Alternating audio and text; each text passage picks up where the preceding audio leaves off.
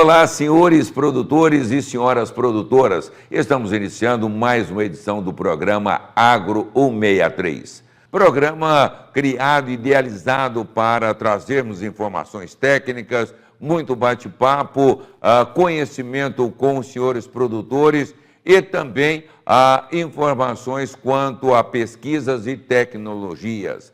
Eu sou o Devanir Ramos e no programa de hoje nós vamos conferir informações como o bate-papo, a visita à região sul do estado de Mato Grosso, na cidade de Jaciara, falando com o médico veterinário Dr. Jorge Luiz Oliveira Santana, conhecido carinhosamente Dr. Santana, responsável técnico da unidade Mato Grosso da HAP Genética. Nós vamos falar também com o professor Dr. Antônio Ferriani Branco, falando sobre mão de obra qualificada.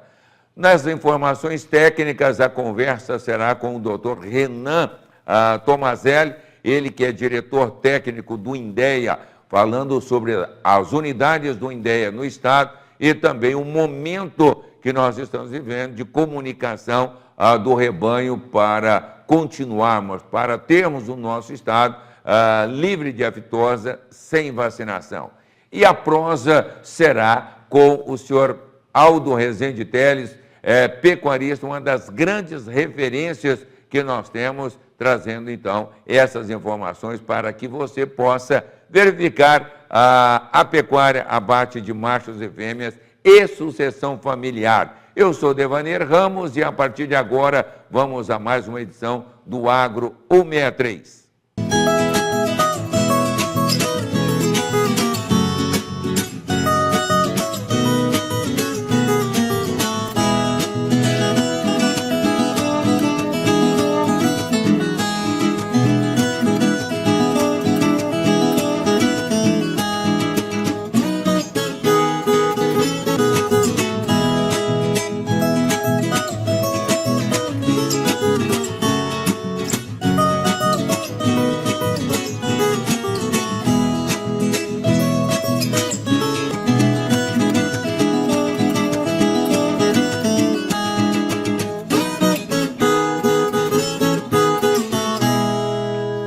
Estamos de volta e eu disse a você que a primeira viagem seria a região sul do estado, então venha conosco, vamos até a HAP Genética em Jaciara falar com o Dr. Santana.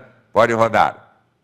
O Agro 163 está fazendo a sua trajetória. Por quê? Porque foi baseado na BR-163, a rota da produção, a rota da produtividade. E eu estou no município de Jaciara, aqui na região sul do estado, buscando conhecer um pouco mais de uma história centenária, de uma família que não nasceu da pecuária, mas tem a pecuária como um grande divisor. Portanto, eu estou aqui na companhia do Dr. Santana. Primeiramente, muito obrigado por nos receber. E mais, né? Sobre a terra, nós vamos falar da trajetória do Dr. Eduardo Macedo Linhares. Aliás, Dr. Santana, e aos nossos telespectadores, tem uma mensagem nesse livro que a gente não pode pular nunca. Isso aqui é lição de vida. Dr. Eduardo diz para nós: nossa passagem secular por essas terras, onde os ciclos e as gerações se sucedem, é uma obra que nunca acaba. Buscamos sempre seguir nossos principais valores: união, amor, harmonia, pioneirismo, respeito e verdade. Isso nós temos que levar, não só na BR-163, mas levar no nosso coração. Obrigado mais uma vez por nos receber. E obrigado pelo livro. Opa! É uma alegria receber, Deva. Faz também uma parte importante da história mato-grossense, né? Dos leilões. Acho que tu é uma referência. Te agradeço. Muito especial essa simpatia que tu carrega. Que isso. É muito bacana. Estamos aqui em Jaciara.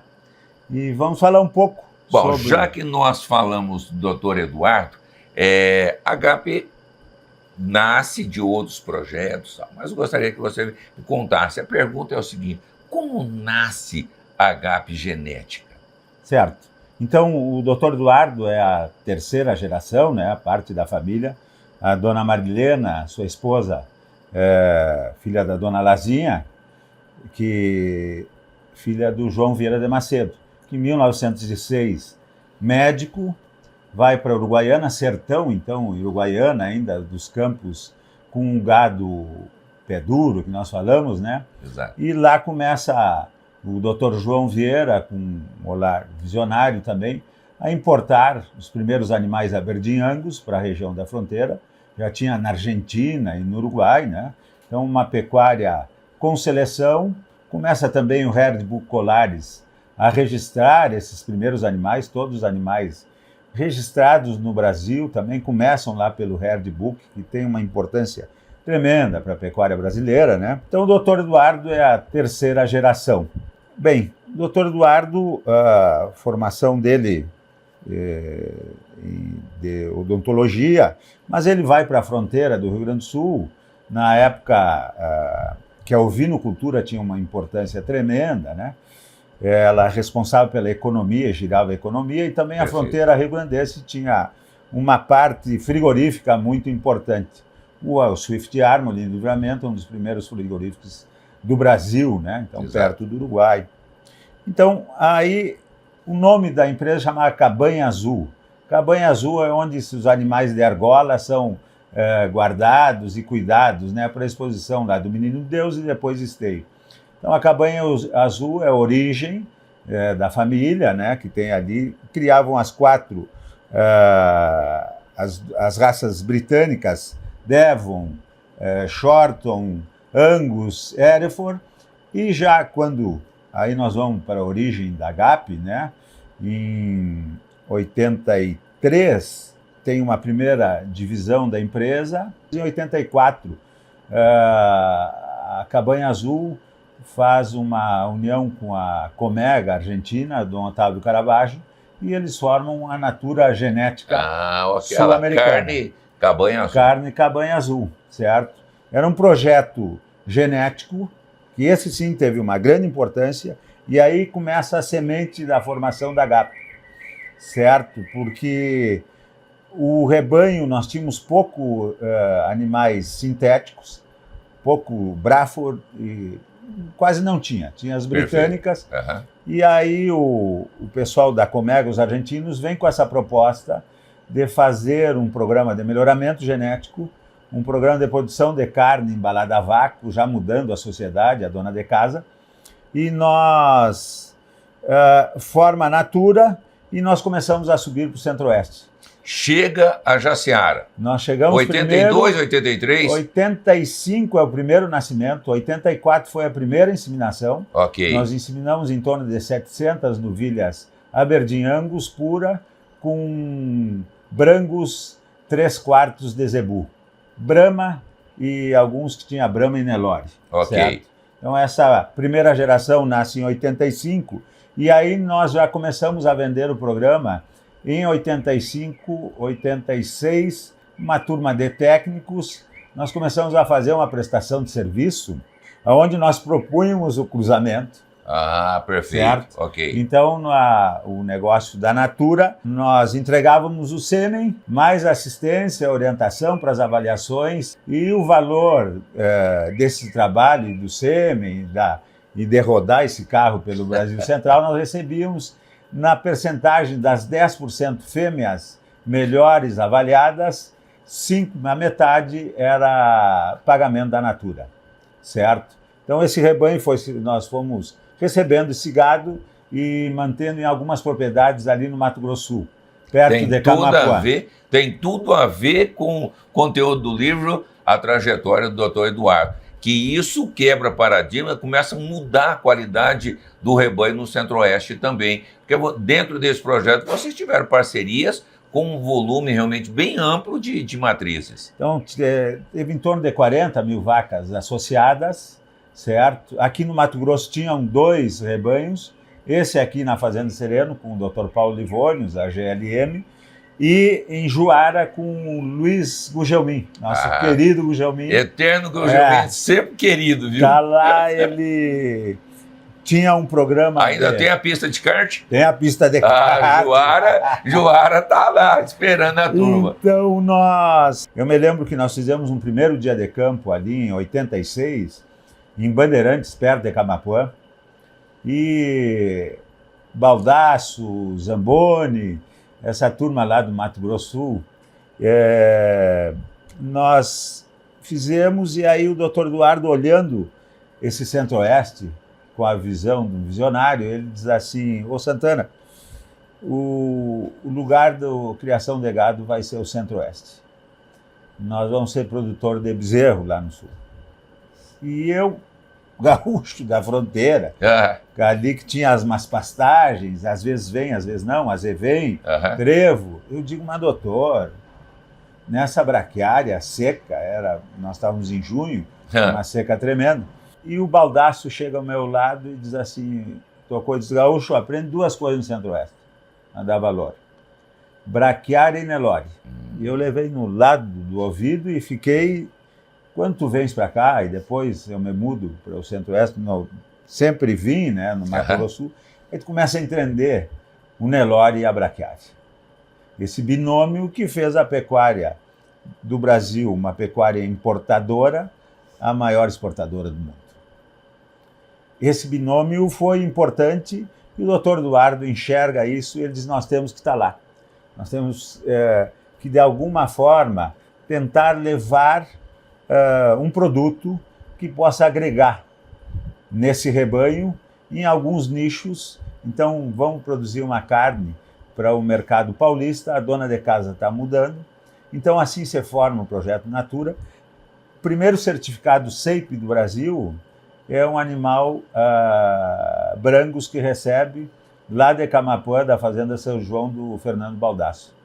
Foi uma gestão do Dr. Eduardo, Dom Otávio Caravaggio, Frias, junto ao Ministério da Agricultura, para que os animais que não tivessem registro em associações, mas que tivessem potencial produtivo, que é o SEIP, o Certificado Especial de Identificação e Produção, que esses animais pudessem transitar sem pagamento do ICMS. Tem um detalhe que você citou aqui que eu gostaria de fechar esse bate-papo contigo, Santana. Por que todo animal sintético ele tem 3/8 de sangue zebuíno e 5/8 de sangue taurino? Isso é uma regra geral. Certo. Então, AGAP, só para fechar, AGAP em 93, o grupo da Cabanha Azul, então os 3 eixos da terceira geração, eles dividem e o Dr. Eduardo forma a AGAP, que é Genética Agropecuária. Um nome guarda-chuva, que ele fala, ele fala que pegasse as raças, tanto as raças britânicas, Angus e Hereford, que são produzidas lá no Sul, como as sintéticas Brangus e Braford. Por que Brangus e Braford? Nós trouxemos Angus aqui, quando eu vim para cá, o meu pai dizia, pior do que o burro é o ignorante. Porque o burro, ele sabe que é burro. Exato. Agora o ignorante acha que sabe. Então, quando eu vim para cá, tinham 2 touros Angus. Aqui eu coletava, estava um bom DCM, e o doutor Eduardo me perguntou, será que dá para levar lá para cima? Mas tranquilo, tem 2 touros lá. Trouxemos 40 touros Angus da fronteira lá de Uruguaiana. No primeiro ano sobrou 12. Inclusive o nosso vizinho, amigo aqui, o Jorge Chinoca, usou esses touros. E aí nós identificamos que os animais puros, por isso que não andaram as raças puras aqui, Cimental, Pardo Suíço, Aberdeen Angus, Hereford, mais do que adaptação ao calor, nós temos uma monocultura de capim aqui, certo? Que decresce muito, principalmente a qualidade proteica, ali de fevereiro em diante. E isso é um problema, que lá no sul as raças, as pastagens nativas, que tem 30 espécies de gramínea, mais leguminosa, elas mudam mesmo no outono, que aqui nós temos secas e águas, né? Elas mudam lá no outono e fica algumas variedades de capim que vão se adaptando ao outono, então dão qualidade, principalmente proteica, a esses animais, né, durante todo o ano. Perfeito. E nós aqui, essas raças que exigem campos finos, que nós chamamos lá, né, principalmente a Aberdeen Angus, aqui nós perdemos qualidade nessa época. Então, qual o animal que se adaptou aqui? As raças zebuínas. Se nós pegamos lá atrás, As raças zebuínas Histórica, ficaram... é sempre assim. Sempre assim, as raças zebuínas ficaram ali, vem a origem toda do gado é da Ásia, né? Então o zebuíno fica ali pela Índia, aquela região, calor tropical, e as raças britânicas, por mutação, esse negócio depois vão para a Europa, que é onde tem campos de melhores qualidades. No clima tropical, o zebuíno vem aqui para o Brasil. E aí, junto com a braquiária na década de 70, faz esse binômio e povoam esse Brasil central, o Cerrado. Bem, qual a nossa intenção de trazer, e aí entrando na tua pergunta, dos animais puros não andam aqui. Perfeito. E tanto é que todo mundo tentou, e isso, se eu pego os dados da Asbia, as raças puras duram um tempo e desaparecem, duram um tempo. As raças que ficaram, e o produtor custa aprender isso, são as raças que têm uma percentagem de sangue zebuíno, que são as sintéticas. O Girolando, Santa Gertrudes, o Brangus, o Brafo, o Canchim, Bravo, fizeram com o Devon e tal. Bem, essas raças elas ficaram porque à medida que eu vou selecionando, elas têm 3 partes zebuínas que dão adaptação ao meio e 5 partes europeias que são as que conseguem transmitir as características de interesse econômico que nós temos. Por exemplo, o Girolando, com as 5 partes de holandês, ele consegue impregnar nos seus produtos, mesmo em gir, mesmo nas meio-sangue, as qualidades leiteiras que nós precisamos. Qualidade tanto do leite como de produção. As raças carniceiras, que nós chamamos, que são as raças como Brangus, como Brafo, como Canchim, as 5 partes europeias, eles conseguem colocar no cruzamento com o Nelore ou no cruzamento com a meio-sangue as características de carne importante. Bom posterior, nós sabemos que 70% do bovino é essa parte aqui. Carnes nobres. Que não são só carnes nobres, mas aonde está o peso de carne.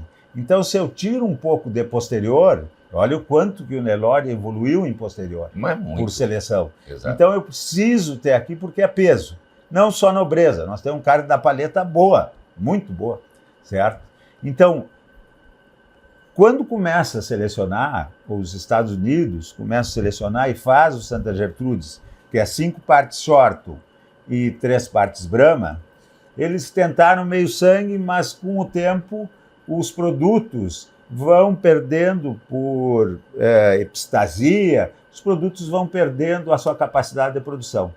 Eles, quando chegam nesse grau de sangue, isso tem um dado técnico que eu vou pedir para que o técnico me manda a explicação bem certa para que tu tenhas. Quando eles chegam nos 5 partes, esses sim conseguem transmitir e perdurar nas suas produções os animais com características importantes na produção. Por isso, a GAP opta pelo Brangus e sobe com o Brangus para o Brasil Central, certo? Qual a nossa luta hoje com o Brangus? Bem, assim como o pessoal no Sul lá disse assim, não, nós não vamos usar o Nelore porque ele é brabo, tem a canela fina, tem aspa, isso na década de 70, 80. Que hoje é muito diferente. Mas quando eu cruzo, eu tenho 10% a mais na produção. 10% a mais, imagina eu ter 1.000 bezerros produzindo, ter 100. 100 vem só na minha opção de dizer eu vou usar esse touro ou esse touro. Tá certo. Então, por isso que o Brangus nós viemos para cá e nós queremos continuar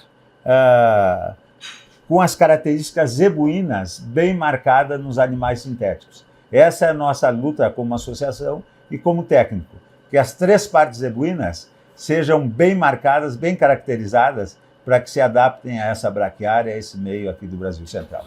Bom, isso é importante porque não só o Centro-Oeste, mas também o Sudeste, o pessoal do Norte e do Nordeste, acompanhar e também usufruir desse melhoramento genético tão importante que são através das raças sintéticas, né, Santana?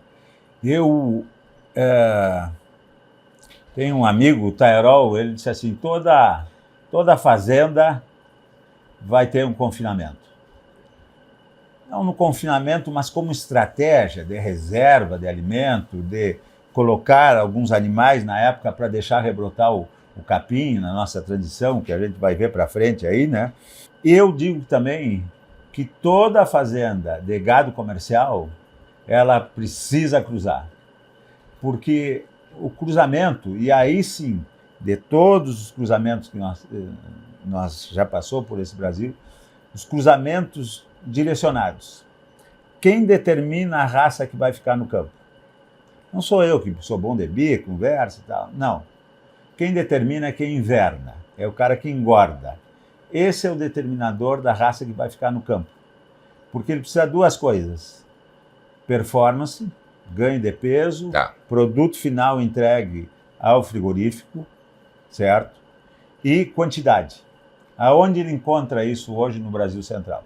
No Nelore e nas cruzas com Brangus, com Angus. Deva, outra coisa que eu sempre digo, quem que é o cliente do pecuarista? É o teu conceito. Quem é o cliente do pecuarista? É o produtor de genética. É quem produz essa qualidade para que ele possa ter resultado. Mas para o produtor de carne, quem é o cliente? Para o produtor de carne é o consumidor final. Esse. E que é com esse que nós temos que nos preocupar. Não e que ele está se tornando cada dia mais conhecedor e exigente. O frigorífico é o nosso parceiro. Não existe frigorífico sem nascer bezerro. E sem invernar. Não tem. Então, mas não existe produtor de carne se não houver consumo.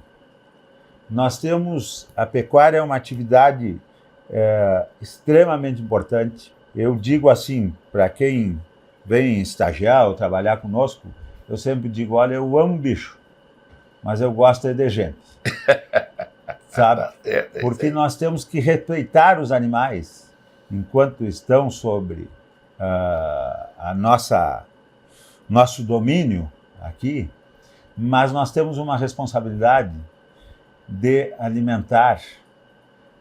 Isso é aqui um negócio. Eu não estou aqui por fazer caridade ou qualquer coisa. Nós temos uma área ocupada, que é onde nós precisamos extrair dessa área, com qualidade, produtos para alimentar a nossa população e uma parte da população externa. Perfeito. Então, eu tenho que saber o que essa turma quer. Como eles querem que eu produza, como que eles querem que eu entregue, que sabor eu tenho que ter na carne, que qualidade de carne. Então, se eu pensar sempre que eu sou o meu cliente, que vou na gôndola e quero ter uma garantia da qualidade do produto que eu estou comprando, eu começo a produzir de maneira diferente. E o cruzamento, ele vai entrar aí. Eu acho que o purista, os criadores, os selecionadores, eu sempre insisto, no Rio Grande do Sul, nós devemos manter esses núcleos de genética que são muito importantes. De Devon, de Angus, de Hereford. O Shorton desapareceu, mas todas as raças que puderem ser sementeiras, nós temos que produzir. Aqui o Nelore, o Brahma, o Buzerá, o Gir. É de extrema importância. Então, todos têm a sua importância. Esses selecionadores, que é difícil tu selecionar, manter plantel, registrar esse negócio tudo, não é para todo mundo. São para poucos. Uhum. Mas os criadores de gado comercial, parte do seu rebanho, eles precisam cruzar para ter um resultado econômico e usar melhor, eficientemente, as suas pastagens. Bom, isso é importante, todo esse trabalho que nós tratamos aqui, conhecemos um pouco da origem do trabalho da Agape, tem muita coisa para nós contarmos e eu já quero de imediato te agradecer, e depois nós vamos falar sobre uma série de outros assuntos. Muito obrigado pela sua participação. Eu que agradeço e siga sempre representando a nossa pecuária e comunicando a nossa pecuária. Nós precisamos de pessoas como tu eres para comunicar isso de uma maneira importante. E nós precisamos de técnicos como você, de empresas como a GAP, para dar. Você diz o seguinte: quem é o cliente importante do pecuarista? É o consumidor final. E para nós, dependemos de quem produz genética para seguir todo esse trabalho. Então, está aí informações importantes. A GAP Sereno tem a sua página, buscar GAP Genética na internet, tem todo o histórico lá, são um grupo centenário, para que você possa entender também, usufruir dessa genética.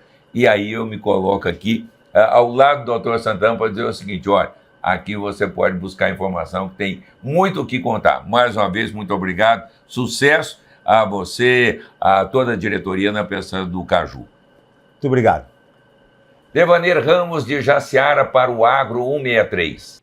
Muito obrigado, doutor Santana, pela recepção, pela visita, pelo presente que eu trouxe e recebi com muito carinho, que é o livro contando um pouco dessa história fantástica de uma família centenária com um envolvimento e uma participação no desenvolvimento da pecuária nacional muito grande. Parabéns mesmo e sucesso. Antes de irmos a um breve intervalo comercial, eu quero convidá-los a acessar, a se inscrever no nosso YouTube, o YouTube Agro 163, e acione o sininho para receber as nossas informações, bem como no Instagram e no Facebook Agro 163. Nós já voltamos.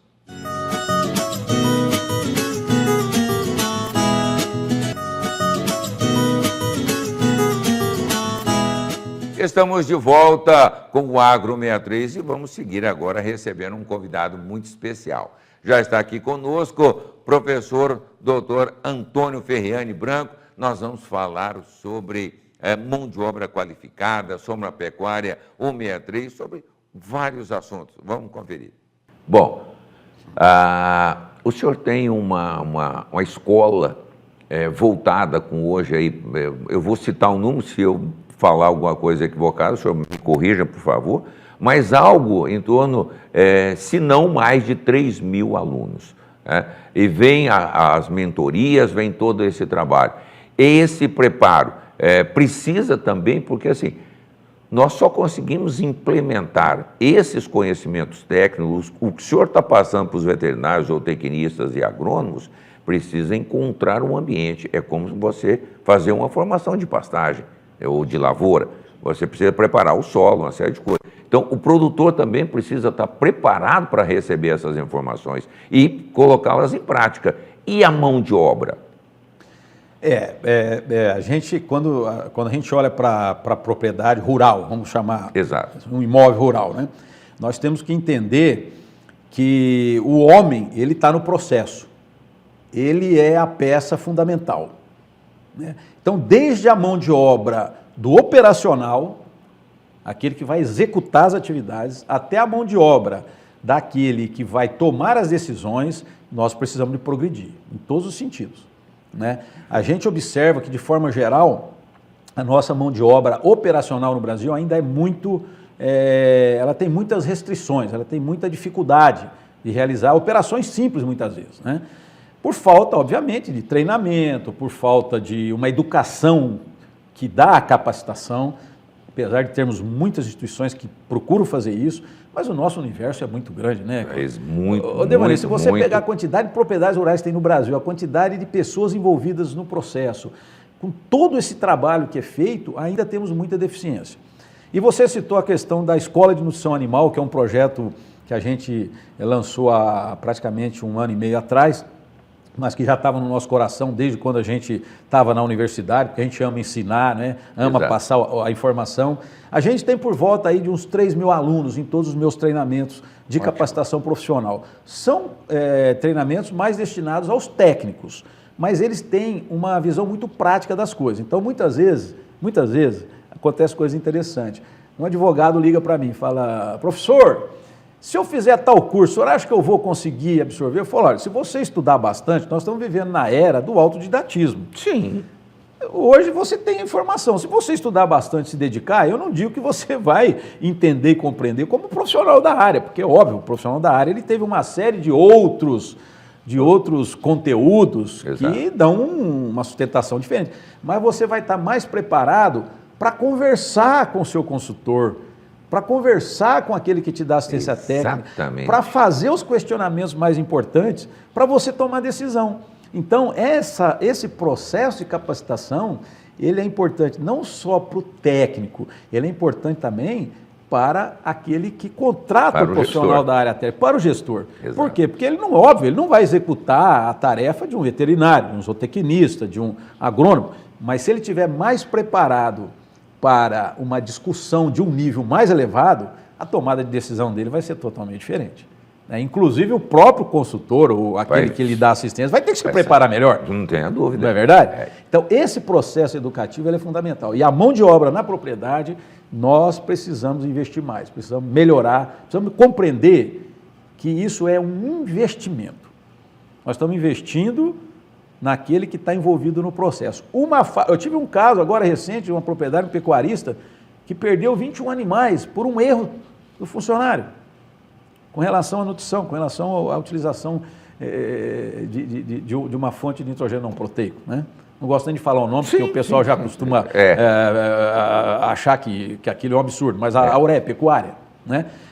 Mas por quê? Porque não compreende. E isso faz tempo que acontece, como isso é um detalhezinho que se errar, você tem um problema. Então, um problema sério, né? Porque isso é um prejuízo de mais de 50 mil reais. 21 bezerros que morrem, você tem um prejuízo de mais de 50 mil reais. Exato. Né? Então, são coisas que precisam que podem ser evitadas pela capacitação, né? pela promoção do trabalho, né? Então, o processo educativo, de treinamento, de capacitação, ele é fundamental. Fundamental. O que eu tenho visto é que tem aumentado, ainda bem, né, para nossa alegria, a busca do colaborador rural para com o aprendizado, né? E quando eu falo isso, de participar de treinamentos dentro das propriedades, muitas propriedades dando esse treinamento ao pessoal capacitando. Então, é importante que as novas gerações busquem esse conhecimento, né, professor? Não é fácil nós pegarmos um produtor de 70, 80 anos que vem de uma formação. Eu costumo falar um negócio, não choca, não. Nós não podemos continuar naquela época de achar que nós íamos colocar sal branco em cinza que ia resolver o problema de verminose dos animais, né?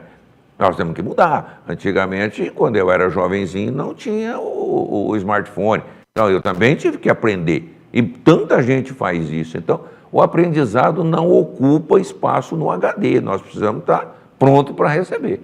Não é isso? E não ocupa espaço, né? E o aprendizado, ele é um processo dinâmico. O que a gente demorava 10 anos, uma década para ter de avanço, por exemplo, em relação a muitas informações, hoje essa mudança ocorre em questão de meses, né? Em alguns casos, em questão de semanas, né? Uma coisa que era verdade há 10 meses atrás, já tem algumas mudanças que mostram que não é tão verdade assim, ou seja, que você já tem outras informações. Então, a gente precisa de estar aberto para isso. É um processo. E vou dizer uma coisa para você, Devaneio. Daqui para frente é assim.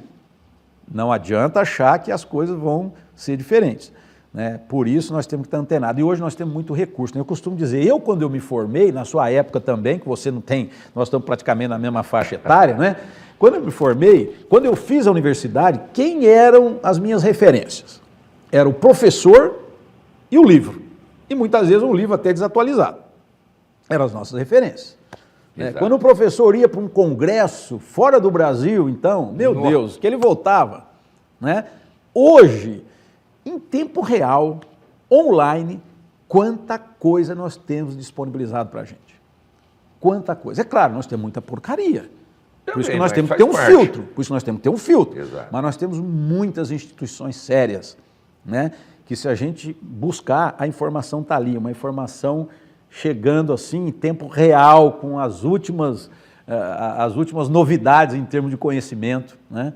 Então, a capacitação profissional hoje, ela está batendo a nossa porta. Né? Batendo a nossa porta. Nós não precisamos de ir atrás. Bom que o senhor citou a questão da formação, de como buscar essas informações. Vamos aproveitar, coloca para nós, deixa para nós, para o nosso telespectador, o endereço. Como encontrar o Dr. Antônio Ferriani Branco? Olha, eu tenho minhas mídias sociais, eu tenho o Instagram, Professor Branco, eu tenho o YouTube, o Professor Branco, tenho o Facebook, né? E a gente está direto aí publicando coisas em outros canais também, né? Então, é só acompanhar a gente lá e fazer as críticas que a gente também gosta de receber para melhorar, não é?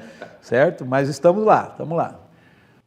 Muito obrigado mais uma vez, doutor Antônio Ferriani Branco, pelas suas explanações, pelo aceitar o convite de estar aqui conosco e partilhando aí todo esse trabalho. E parabéns aos profissionais que estão aí inscritos, fazendo parte dessa história maravilhosa da escola de formação de novos profissionais para a área comercial e a área profissional da veterinária, zootecnia e também da agronomia.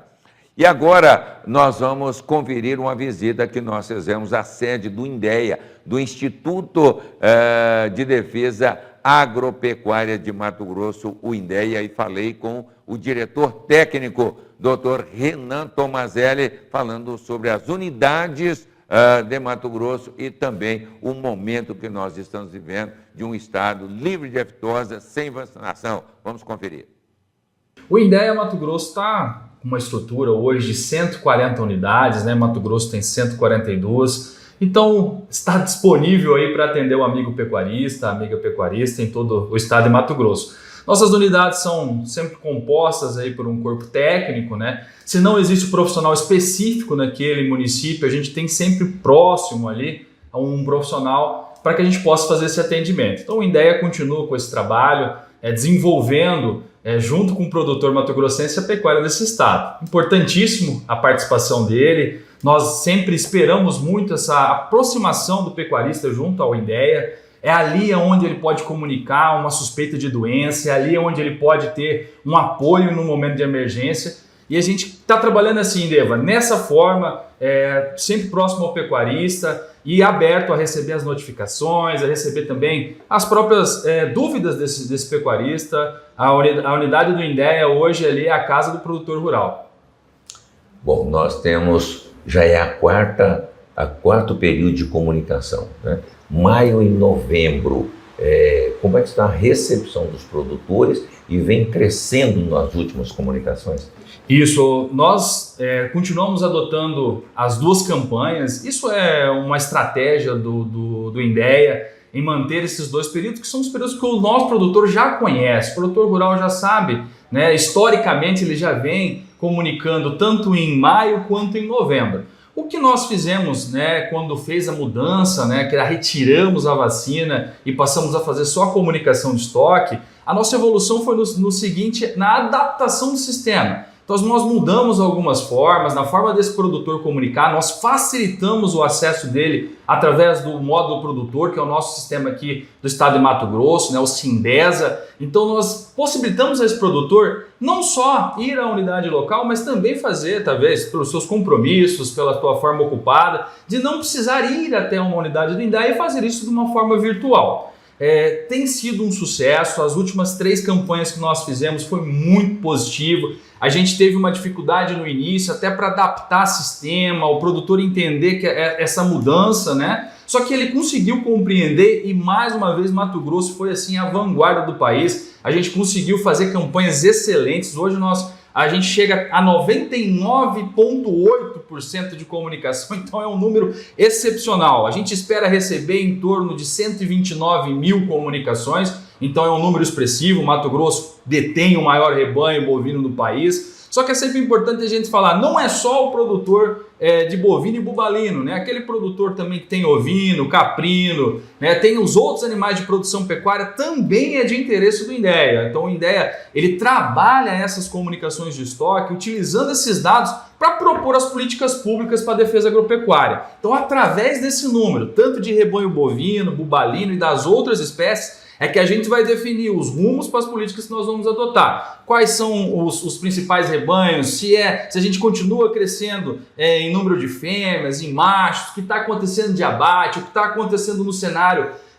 do estado de Mato Grosso, como tá se comportando esse produtor, né? Aonde nós precisamos investir mais, nas campanhas de brucelose, de tuberculose, estar mais próximo daquele maior pecuarista que ainda talvez tenha alguma dificuldade, ou do pequeno, será que é importante a gente fortalecer mais a comunicação com o pequeno? Então tem sido isso, Deva. Nós fizemos todas as comunicações junto à Acrimate, junto à Famato. Nós temos trabalhado isso de uma forma conjunta para que a gente alcance realmente todos os níveis de produtor, e a gente percebeu que era importante ter uma comunicação um pouco maior, ter esse período maior, e até para que a gente conseguisse fechar dentro daquilo que a gente previu. Uma outra pergunta é que sempre houve uma curiosidade por parte do usuário de genética de outros estados que ainda não estava nesse mesmo estágio que o Mato Grosso se encontra e que não poderia receber esses animais. É o caso de touros, doadoras e outros animais. Em que estágio que se encontra o país todo livre de aftosa? Isso é importante. É importante a gente informar a todas as equipes, né, que tem a ideia de investir e também de consumir o material genético, tanto aqui do estado de Mato Grosso, mas como também trazer aqui para o estado de Mato Grosso. A partir do ano que vem, a gente tem total certeza que em maio é feito aí o reconhecimento pela OMSA. Então nós vamos conseguir o certificado de livre sem vacinação de febre aftosa, igualando o estado sanitário de todo o país. E aí sim, é permitida, não terá problema nem receber, nem mandar material genético para todo o país. E Mato Grosso cada vez mais se consolidando aí nesse cenário, né? Muito importante. Mato Grosso, nós somos muito importantes para os outros estados em volta, né? Então, tanto os estados do norte que tiveram que saíram primeiro, até hoje sentem a dificuldade, inclusive de não poder receber alguns animais, né? Melhorar a sua genética lá por conta desse período que nós ficamos aí ausentes desse comércio. Mas agora vai normalizar, tenho certeza que isso vai ser muito positivo, tanto para quem está aqui dentro do estado como para quem está fora do estado, Deva. Uma mensagem para o produtor estar cada vez mais próximo ao INDEA e acompanhando a evolução da produção do Mato Grosso. O INDEA ele é um parceiro e não teria conseguido alcançar todos esses resultados nesses seus 45 anos de existência se não fosse produtor rural.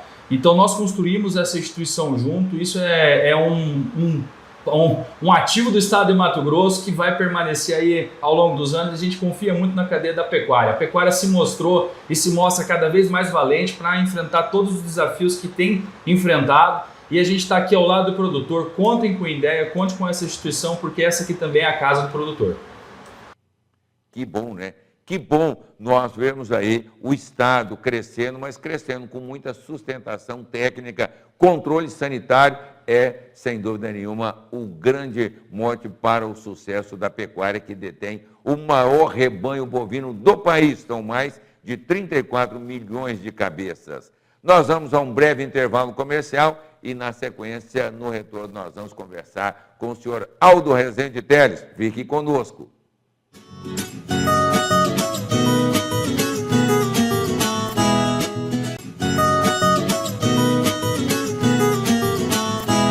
Volta com o Agro 163. E você, claro, já se inscreveu nas nossas redes sociais, né? Não? Então não perca tempo, faça isso agora mesmo. Nós estamos lá te esperando com todo o nosso conteúdo. E eu disse a você que nós teríamos uma prosa fantástica hoje. Exatamente. Nós fomos ao encontro do pecuarista Aldo Rezende Teles. Nós vamos falar sobre confinamento, abate de machos, fêmeas, sucessão familiar e a paixão também pelos búfalos, que vem numa outra oportunidade. Vamos conferir? Pode rodar. Bom dia, Dovani, bom dia, Mato Grosso, bom dia, Brasil. Olha, seu Aldo, engordar, confinamento, machos e fêmeas, o senhor faz as duas coisas. Vai continuar fazendo de jeito ou vai fazer uma opção engordar só macho ou só fêmea? Eu tenho duas empresas, porque quando há 6 anos atrás, eu resolvi entregar minha principal propriedade para meus 2 filhos e uma empresa.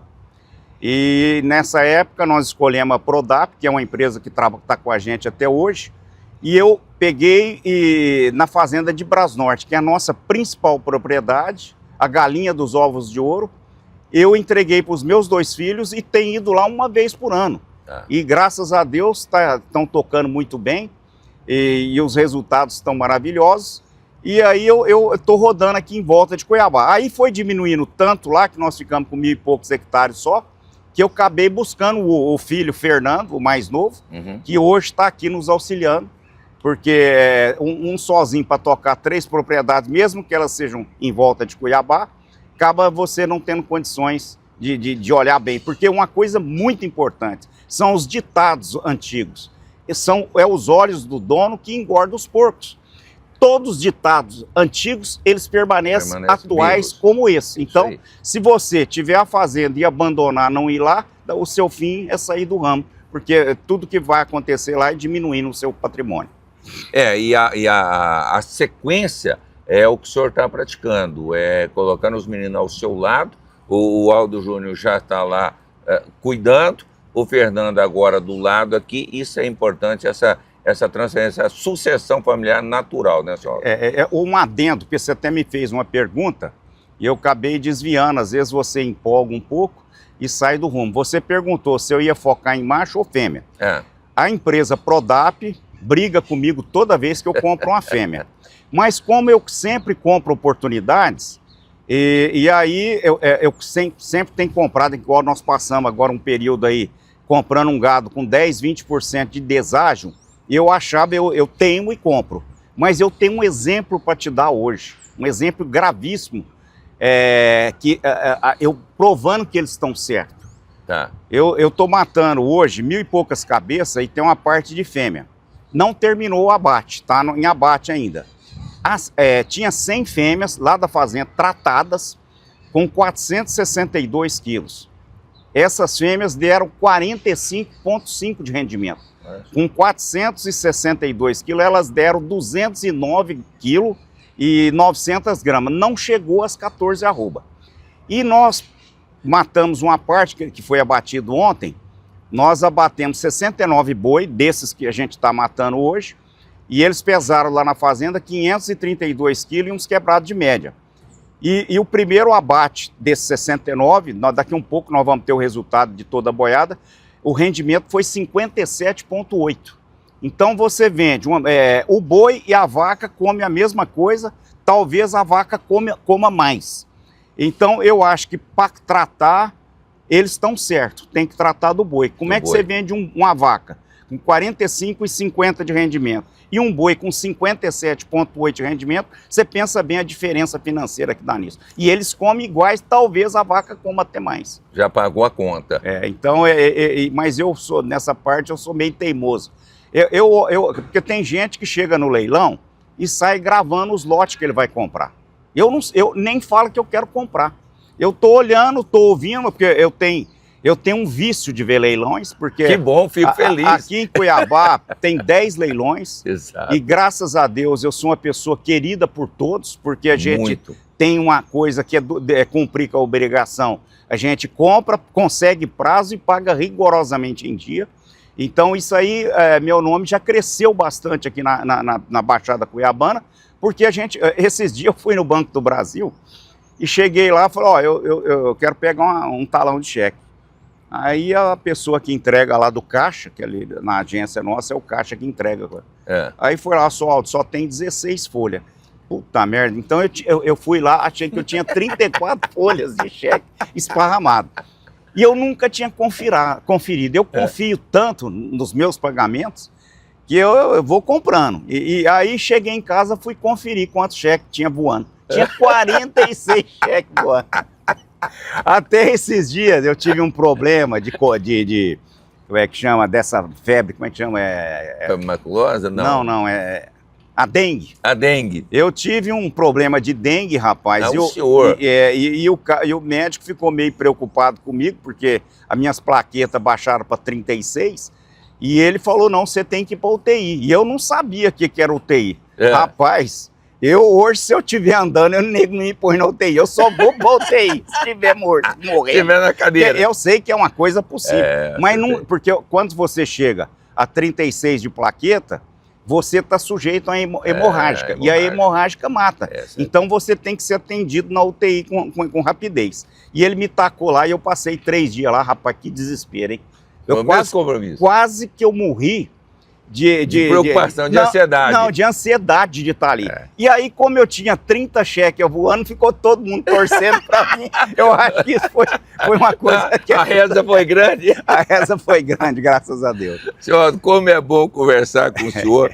O senhor Aldo é uma referência como pessoa, como produtor, uma pessoa que faz bem para a gente, porque essa força, essa vontade que ele tem em acreditar no agronegócio, acreditar na pecuária, apaixonado e fazer as coisas acontecer. E tem um ponto fundamental, você quer conhecer uma pessoa apaixonada em tecnologia para o agronegócio, seu Aldo Rezende Teles. Quer conhecer de pecuária, do dia a dia, de todo o trabalho dentro de uma fazenda, está aqui uma pessoa que é a referência. Venha ao Mato Grosso. Quer conhecer o Mato Grosso? Pronto, nós já temos um lugar apropriado para receber. E eu falo, Delvani, que Deus não me deu o dom da soma. Deus me deu o dom da multiplicação. Então eu sempre multipliquei. Agora, tudo tem trabalho, dedicação, amor. Quando eu estou trabalhando, eu não sinto cansaço. A hora que eu chego em casa, às vezes eu estou abatido. Aí eu vou dormir. Mas eu trabalhei o dia como se eu tivesse com 18 anos. Dedicado, correndo, com dedicação, cumprimentando todas as pessoas. Se eu não cumprimentar, é porque eu não vi, porque tem pessoas que ganham uns trocadinhos e já nem cumprimentam mais a gente. Eu acho que eu sou a mesma pessoa de quando eu comecei a vida. Eu exagerei em alguma coisa? Eu exagerei em alguma coisa? Lógico que não. Esse é o seu Aldo Rezende Teles. Que maravilha, que bom tê-lo conosco. E o senhor sabe que o senhor terá sempre as portas abertas do Agro 163, do canal do Criador, de todo o nosso trabalho, e eu só tenho a lhe agradecer. Bom, nós vamos ter muita coisa para conversar, o senhor não vai se ver livre de mim tão cedo, então, vira e meia, nós vamos buscar para nós falar de um assunto. E outra coisa que eu sempre falei e sempre falo, tem gente que quando descobre um negócio bom, não conta para ninguém. Guarda para ele. Guarda para ele. Eu sempre fui um livro aberto.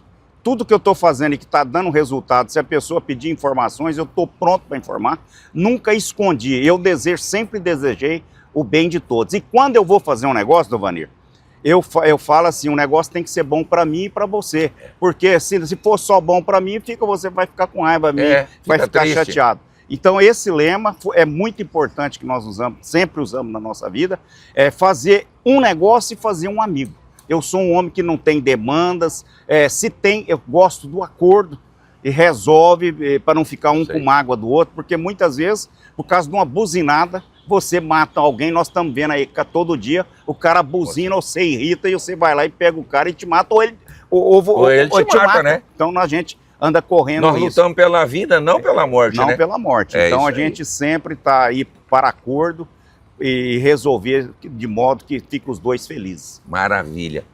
Muito obrigado. Falou, Dom. E essa é a força. Muito obrigado pelo apoio, pelas palavras de incentivo. Eu me espelho no senhor para fazer nosso projeto e aí trago o abraço do meu sócio, do meu parceiro, Márcio Sereno. O senhor é nosso convidado especial sempre. Muito obrigado, Dovani. Eu fiquei muito feliz de ter essa honra e desejo que eu acredito que você, colocando uma pessoa do pensamento positivo, você começou de pé direito no seu negócio. Muito Parabéns. Obrigado. Valeu. A nós. Obrigado, seu Aldo. Maravilha, esse é o Agro 163. Informação, bate-papo, prosa boa. É aqui que você encontra todos os sábados a partir das 7 horas da manhã, horário MT, pelo canal do Criador. Se você está em outro estado e quer conhecer o Mato Grosso, a partir das 8 horas, horário de Brasília, nós te esperamos.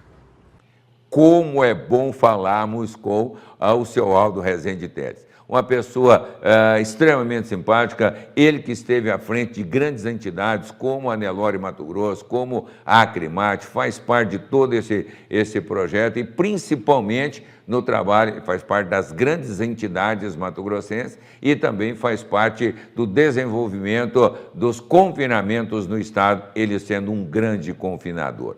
E assim nós vamos encerrando a nossa edição de hoje. agradeço a sua imensa companhia, fique conosco, porque na sequência nós vamos ao leilão da Cuiabá Leilões Gado de Corte, imperdível, não saia daí, é o tempo só de tomar um cafezinho rapidamente, nós vamos a continuar pelo canal do Criador, Lance Rural e também o YouTube da Cuiabá Leilões com mais um evento de gado de corte Mato Grossense e sábado, 7 horas da manhã, MT, 8 horas, horário de Brasília. O nosso encontro é aqui no canal do Criador com o programa Agro 163. Tenham todos uma excelente semana, um bom final de semana, fiquem com Deus e até a próxima. Tchau!